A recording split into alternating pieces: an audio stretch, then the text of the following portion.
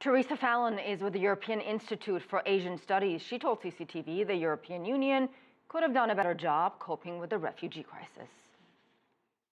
It is a crisis right now, and Europe has been dashing from crisis to crisis since the financial crisis, the euro crisis way back 2007, 2008, then Russia, Ukraine. Now we have the refugee crisis. So the system is getting exhausted, and it's hard for them to make long-term strategic thinking when they're dashing from crisis to crisis and managing these issues. One of the pillars of the Schengen, the free movement of peoples, is really being put to the test.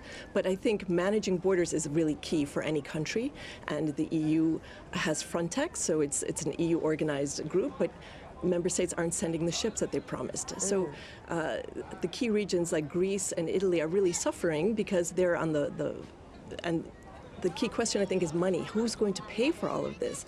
And how are we going to share the burden? So I've seen a suggestion by Germany, which I thought was actually quite a good one, to have a petrol tax, because we have such low oil prices right now, and that could be shared by everybody across the EU. So people haven't really addressed who's going to pay and how are they going to pay for it. So that at least is on the table.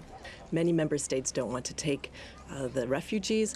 We've only seen about 300 actually resettled. So out of the thousands who have come to Europe, millions, tens of thousands, only 300 have been settled. So there's a big problem with implementation in various member states.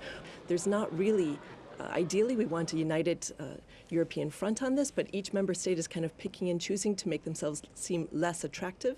And as we see, more walls are going up rather than coming down.